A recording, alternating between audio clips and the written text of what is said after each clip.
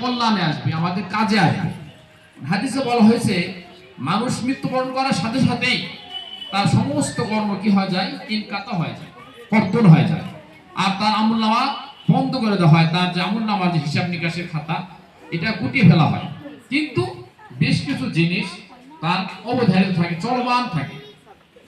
সেটা যেমন তার নেক সন্তান, সেই নেক সন্তানরা যদি তার মৃত্যুর পর তার জন্য জিয়ারত করে, তার জন্য দান খয়রাত করে, তার জন্য দোয়া কালাম করে, তাহলে এই জিনিসগুলো সে কবরে শুয়ে থাকা অবস্থাও সে পেতেই থাকবে, তার আমলনামায় তার যোগ হতেই থাকবে।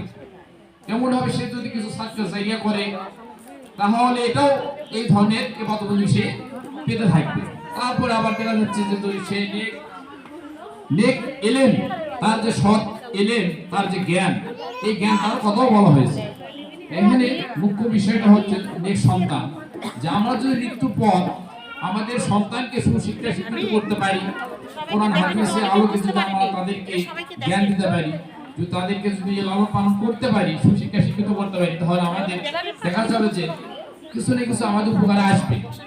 সে যদি মানুষের নিজ থেকে যদি নাও করে, তাও আল্লাহর কাছে আমি অন্তত এই হিসেবটা আমরা দিতে পারবো যে আল্লাহ, আমি তাদেরকে কি করছি, সৎ পথে প্রদর্শিত করার চেষ্টা করছি।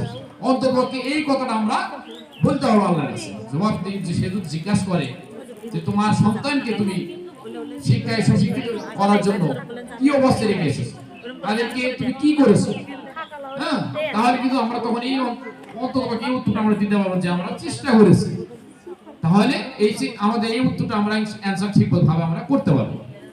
অনুরূপভাবে একটা পিতামাতারও কিছু দায়িত্ব থাকে, সন্তানকে কি তার সুন্দর নাম রাখা, তাকে সুশিক্ষা শিক্ষিত করা, এই বেশ কিছু তার দায়িত্ব থাকে।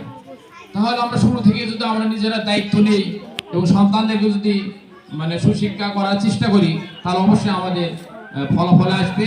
তা যতটুকু সম্ভব আপনারা মানে কোরআন হাদিসের সঙ্গে দুনিয়াবী শিক্ষা, পাশাপাশি কোরআন হাদিসের শিক্ষাও সুশিক্ষিত করার জন্য চেষ্টা করেন। শুধু একমুখী শিক্ষাটা যাতে না হয় সেই দিকে খেয়াল রাখবেন, এবং বাড়িতে তাদেরকে সুন্দর আদব কায়দা শিক্ষা দেওয়া, তাদেরকে আবার অতিরিক্ত মানে শাসনের ভেতর রাখা, এটাও যাতে না হয় সেই বিষয়টাও লক্ষ্য রাখতে হবে। আমার দেখা যাচ্ছে যে পরিবার, কিছু কিছু পরিবার দেখা যায় যে বেশি শাসন করে, বেশি শাসন করলে দেখা যায় এক সময় পোলাপানটা কি হয়, এই ছেলে মেয়েগুলো নষ্ট